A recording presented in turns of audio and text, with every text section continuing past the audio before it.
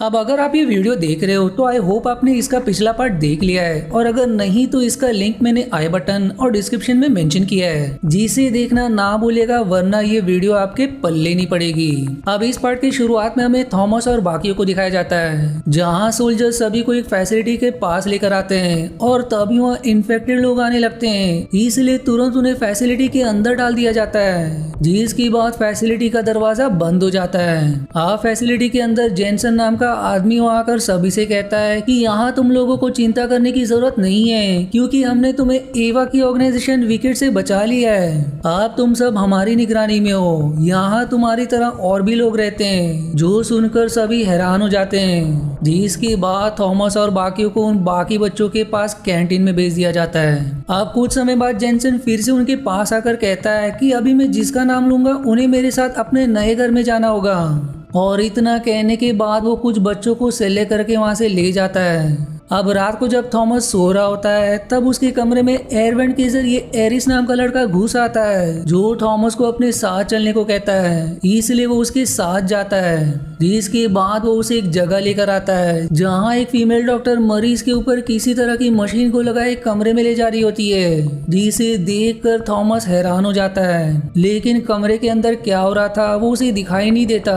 इसलिए अगले ही दिन जब जेनसन कुछ लोगों को सेलेक्ट करके अपने साथ ले जा रहा होता है, तब थॉमस भी उनके साथ जाने लगता है, क्योंकि उसे जानना है कि जेनसन इन्हें कहाँ ले जा रहा है। और साथ ही टेरेसा भी कहीं दिखाई नहीं दे रही थी, पर गार्ड्स उसे जाने से रोक लेते हैं, जिससे थॉमस की उससे बहस हो जाती है।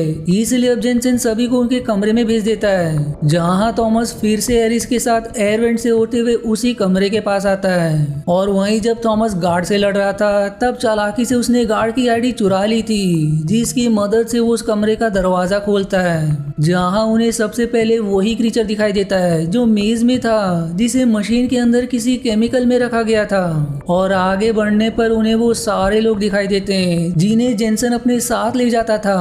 वहीं उन सभी लोगों को आधे जिंदा तो आधे मुर्दा हालत में किसी तरह के मशीन के अंदर रखा गया होता है, और साथ ही उनके शरीर से कुछ निकाला जा रहा था। पर तभी वहाँ कोई आने लगता है, इसलिए दोनों तुरंत छिप जाते हैं। अब वहाँ जेनसन आता है, जो स्क्रीन के जरिए एवा से बात करता है, जहाँ एवा उस पर बरसती कि तुम बहुत धीमे काम कर रहे हो, सभी बच्चों पर एक साथ टेस्ट शुरू कर दो, क्योंकि हमारे पास समय बहुत कम है। साथ ही ध्यान रखना कि कोई भी बच्चा बचकर भाग ना जाए, क्योंकि राइट आर्म वाले हमारे दुश्मन हैं जो हमसे बच्चे छीनना चाहते हैं। जिसे देखने के बाद अब थॉमस एकदम हैरान हो जाता है कि एवा अब भी जीवित है। तब जेनसन एवा से कहता है कि मैं सबसे पहले थॉमस और उसके साथियों से शुरू करूंगा, जो जानकर अब थॉमस घबरा जाता है और तुरंत वहां से भागकर अपने साथियों के पास आकर उन्हें खबर करता है कि तुरंत हमें यहाँ से निकलना होगा, क्योंकि जेनसन एवा के साथ मिला हुआ है जो हम पर फिर से टेस्ट करना चाहते हैं। और तभी वहाँ जेनसन आने लगता है, लेकिन उससे पहले सभी एयरवेंट के अंदर घुस जाते हैं, इसलिए अब जेनसन को पूरे फैसिलिटी को लॉक करना पड़ता है। वहीं थॉमस टेरेसा के पास आता है, जिस पर भी टेस्ट करने के लिए तैयारी हो रही थी, इसलिए थॉमस उसे बचाकर सभी के साथ फैसिलिटी के बाहर आने में सफल हो जाता है। पर फैसिलिटी वाले भी उनके पीछे पड़ जाते हैं, इसलिए सभी उनसे बचने के लिए एक पुरानी बिल्डिंग के अंदर घुस जाते हैं। आप सभी फैसिलिटी एक्सप्लोर करने लगते हैं, और जैसे ही मीनू वहाँ की लाइट चालू करता है, वहाँ कई सारे ज़ॉम्बीज आने लगते हैं, जिसे देखकर सभी घबरा जाते हैं और तुरंत वहाँ से भागने लगते हैं। लेकिन इसमें उनके एक साथी को ज़ॉम्बीज इन्फेक्ट कर देते हैं, पर फिर भी सभी काफी मशक्कत के बाद ज़ॉम्बीज से बचते हुए एक जगह छिप जाते हैं, जिससे ज़ॉम्बीज उन्हें ढूंढ नहीं पाते। अब अगले दिन जब सभी उस फैसिलिटी से बाहर आते हैं, तो उन्हें पूरा इलाका पूरी तरह से बर्बाद दिखाई देता है, और वहीं उस लड़की की हालत भी खराब होने लगती है जिसे ज़ॉम्बीज ने काटा था। इसलिए अब वो मजबूरन उनसे गन लेकर सभी को वहां से जाने कहता है,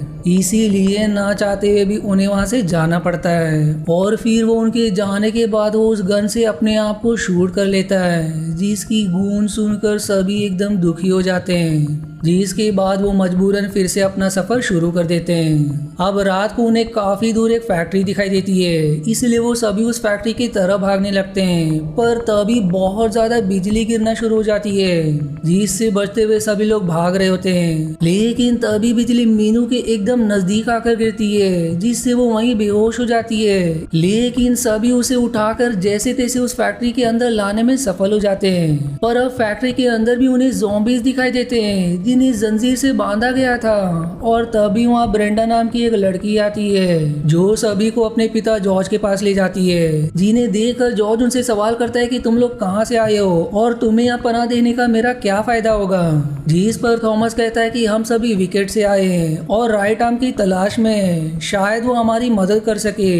जो जानकर अब जॉर्ज कहता है कि तब तो तुम बहुत काम की चीज हो, और इतना कहने के बाद वो उन सभी को रस्सी की मदद से उल्टा लटका देता है। और तब वो थॉमस से सवाल करता है कि तुम राइट हैंड के बारे में क्या जानते हो।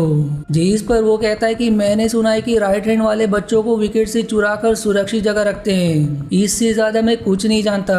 जिसके बाद फिर जॉर्ज वहाँ से ब्रेंडा के पास आता है और उससे कहता है कि तुरंत अपना सामान पैक कर लो, क्योंकि हमारा साथी बॉली पैसों के लिए इन बच्चों का विकेट से सौदा कर लिया होगा, वो कभी भी यहाँ आते होंगे, इसलिए हमें तुरंत थॉमस के साथ यहाँ से निकल जाना चाहिए। और वही है जो राइट हैंड तक पहुँचने में हमारी मदद कर सकता है, क्योंकि मैं तुम्हें एक सुरक्षित जगह पहुंचाना चाहता हूँ। लेकिन तभी वहाँ जेनसन अपने साथियों के साथ आने लगते हैं, इसलिए थॉमस और बाकी जैसे तैसे खुद को छुड़ाकर वहाँ से भागने लगते हैं, जिन्हें देखकर अब सोल्जर्स उनके पीछे पड़ जाते हैं। इसलिए जॉर्ज थॉमस और बाकियों को एक जगह लाता है जहाँ से सभी को रस्सी से लटक कर दूसरी तरफ जाना होगा, जिसमें सभी तो पहुंच जाते हैं, लेकिन ब्रेंडा कुछ सामान लाने वहाँ से चली जाती है, जिसके पीछे थॉमस भी जाता है। और अब जैसे ही वो सामान लेकर उनकी तरफ जा रहे होते हैं कि तभी वहाँ सोल्जर्स आने लगते हैं, जिनसे बचते हुए वो दोनों एक टनल के अंदर आ जाते हैं।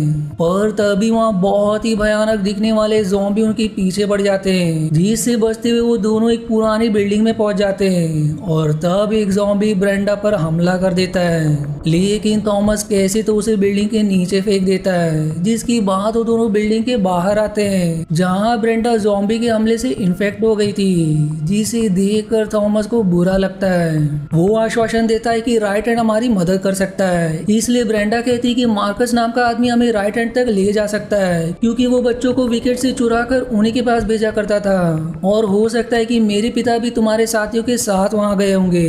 इसलिए ये दोनों भी अब मार्कस को ढूंढने निकल जाते हैं। अब ब्रेंडा और थॉमस दोनों एक क्लब के पास आकर उसके ओनर से मार्कस के बारे में पूछते हैं, जिस पर वो उन्हें एक शराब की बोतल देकर कहता है कि अंदर क्लब में जाकर देखो, वहाँ मार्कस जरूर होगा। इसलिए दोनों बिना कुछ सोचे शराब पीकर क्लब के अंदर जाते हैं, लेकिन वहाँ उनके साथी नहीं होते, और तभी शराब के कारण दोनों को बहुत ज्यादा चक्कर आने लगता है, जिससे थॉमस बेहोश हो जाता है। और जब उसे होश आता है तो उसके सामने टेरेसा और बाकी मौजूद होते हैं, जहाँ जॉर्ज ने क्लब के ओनर को बंदी बनाया होता है, क्योंकि वही मार्कस है जो अब इधर उधर से बच्चों को शराब देकर उनका अपहरण करता है और उन्हें विकेट को बेच देता है, जिस पर वो टेस्ट करते हैं। जॉर्ज जब उसे मारते हुए राइट हैंड का पता पूछता है, इसलिए डर के मारे वो उसे राइट हैंड के बारे में बता देता है, जिस पर फिर सभी उस जगह के लिए निकल जाते हैं। पर थोड़ी दूर आते ही उन्हें रास्ता बेकार गाड़ियों से बंद दिखाई देता है, और तभी उन पर गोलियां चलने लगती है, जिससे सभी बचने के लिए गाड़ी के पीछे छिप जाते हैं। और तब वहाँ दो लड़कियां आती है जो सभी को गन पॉइंट पर ले लेती है, लेकिन जब उनकी नजर एरिस पर पड़ती है तो वो एकदम खुश हो जाते हैं, क्योंकि वो दोनों एरिस के साथ कभी अलग मेज में फंसे थे। जिसके बाद वो अपने पूरे साथियों को सामने आने कहते हैं कि उन्हें इनसे कोई खतरा नहीं है, इसलिए सभी सामने आ जाते हैं। जिसके बाद वो दोनों लड़कियां सभी को राइट हैंड के कैंप में ले जाती है, जहाँ कई सारे लोग थे, और उनका लीडर विंस नाम का आदमी होता है जो सारे बच्चों को विकेट और ज़ॉम्बी से बचाता है। पर तभी ब्रेंडा इन्फेक्टेड होने के कारण वहीं गिर जाती है, जो देखकर विंस उसे शूट करने बढ़ता है। पर थॉमस उसे रोकते हुए कहता है कि मैं जानबूझकर इसे यहाँ लाया हूँ ताकि इसका कोई इलाज हो सके। तब वहाँ मैरी नाम की डॉक्टर आती है जो थॉमस से कहती कि आखिर फिर से हम मिल गए, लेकिन थॉमस उसे नहीं पहचान पाता। तब मैरी बताती कि मैं भी विकेट की साइंटिस्ट थी और तुम्हें लगता था कि विकेट वाले बच्चों के साथ गलत कर रहे हैं, इसलिए तुम उनकी सीक्रेट जानकारी मुझे दिया करते थे, और फिर मैं वो जानकारी राइट हैंड को दे देती थी, जिसकी मदद से ही हमने विकेट के चुंगल से कुछ बच्चों को बचाया है। पर इस गुस्से में उन्होंने तुम्हें और टेरेसा को मेज में भेज दिया, जो सुनकर वो एकदम दंग रह जाता है। अब मैरी थॉमस के ब्लड सैंपल से एक सीरम बनाकर ब्रेंडा को लगा देती है, और अब वो थॉमस से कहती कि यही सीरम इस वायरस का इलाज है, क्योंकि तुम जैसे बच्चों के दिमाग में इतनी शक्ति है कि वो खुद से वायरस का एंटीडोट बना बना सकते हैं, इसीलिए विकेट तुम्हारे जैसे बच्चों के पीछे पड़ा है। जो जानकर थॉमस हैरान हो जाता है। अब थॉमस टेरेसा के पास आता है, जहां वो उसे रिवील करती कि हम यहाँ भी सुरक्षित नहीं है, क्योंकि विकेट हमें कभी भी ढूंढते हुए यहाँ आ जाएंगे। इसीलिए मैंने पहले ही उनसे सौदा कर लिया था कि मैं उन्हें राइट हैंड और सारे बच्चों को पकड़वा दूंगी, जिसके बदले वो हमें सुरक्षित जगह पहुंचा देंगे। और तब वहाँ विकेट के हेलीकॉप्टर्स आने भी लगते हैं, जो देखकर थॉमस एकदम घबरा जाता है। वो गुस्से में टेरेसा से कहता है कि ये तुमने क्या किया, और इतना कहकर वो तुरंत बाकियों को इसके बारे में बताने जाता है। और तब तक हेलीकॉप्टर कैंप पर बमबारी शुरू कर देते हैं, जिससे विंस और उसके साथी भी लड़ते हैं। लेकिन इसमें वीकेंड के लोग भारी पड़ जाते हैं और सभी को पकड़ लेते हैं। पर थॉमस, ब्रेंडा और जॉर्ज उनसे बचकर एक जगह छिप जाते हैं, जहां थॉमस उनसे कहता है कि आप दोनों यहाँ से निकल जाओ, लेकिन मैं अपने दोस्तों को अकेला नहीं छोड़ सकता। इसलिए वो दोनों वहाँ से चले जाते हैं, और अब उनके जाने के बाद वो खुद को भी पकड़वा देता है।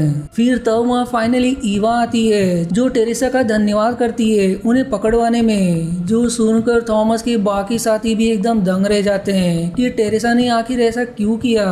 जिस पर फिर वो बचाव में कहती कि मैंने ये सब तुम्हारे भलाई के लिए किया है। पर तभी थॉमस एक बॉम्ब को अपने हाथ में लेकर धमकाता है कि सभी को छोड़ दो, वरना मैं खुद को उड़ा दूंगा। जो देखकर थॉमस के साथ उसके साथी भी बाकियों के लिए अपना बलिदान देने आ जाते हैं। और जिस कारण से टेरेसा ने विकेट को यहाँ बुलाया था, वो चीज ना होने पर खुद वो भी काफी परेशान हो जाती है। अब थॉमस जैसे ही बॉम्ब को डेटोनेट करने वाला होता है, वहाँ जॉर्ज और ब्रेंडा ट्रक लेकर हेलीकॉप्टर से टकरा देते हैं। जिस हड़कंप का फायदा उठाकर विंस और उसके साथी भी विकेट के लोगों से लड़ने लगते हैं। वहीं मिनो थॉमस और बाकियों को बचाने के लिए सोल्जर्स को गन से शूट कर रहा होता है, पर तभी सोल्जर्स उसे इलेक्ट्रिक गन से शूट कर देते हैं, जिससे वो बेहोश हो जाता है। और फिर वो सोल्जर्स उसे पकड़कर अपने साथ ले जाते हैं। थॉमस उसे बचाने की बहुत कोशिश करता है, लेकिन बाकी उसे रोक लेते हैं। और तब ईवा टेरेसा और मिनो को हेलीकॉप्टर में सवार करके वहाँ से निकल जाती है। अब विंस थॉमस को कहता है कि मेरा कैंप बर्बाद हो गया, लेकिन मैं अब भी तुम सभी को सुरक्षित जगह पहुँचा दूंगा। पर इस पर थॉमस कहता है कि मैं कहीं नहीं जाऊंगा, बहुत भाग लिया विकेट से बचकर, लेकिन अब समय आ चुका है उनका खात्मा करने का, इसलिए मैं वहीं जाऊंगा और ईवा को मारकर अपने दोस्तों को बचा लूंगा। जिसकी ऐसी हिम्मत देखकर सारे लोग विकेट से लड़ने के लिए उसका साथ देने के लिए तैयार हो जाते हैं। और फिर इसी सस्पेंस के साथ ये मूवी यहीं समाप्त हो जाती है। अब अगर आपको इसका अगला पार्ट देखना है तो यहाँ तो आपको इसका लिंक कमेंट या डिस्क्रिप्शन में मिल जाएगा, और अगर नहीं तो मैं इसे जल्दी पोस्ट करूंगा। तब तक के लिए धन्यवाद दोस्तों। आशा है आपको मेरी एक्सप्लेनेशन पसंद आई। यदि हाँ तो प्लीज वीडियो को लाइक करना और चैनल को सब्सक्राइब करके सपोर्ट करना ना भूलें। मिलते हैं अगले एक्सप्लेनेशन वीडियो में, तब तक के लिए धन्यवाद दोस्तों।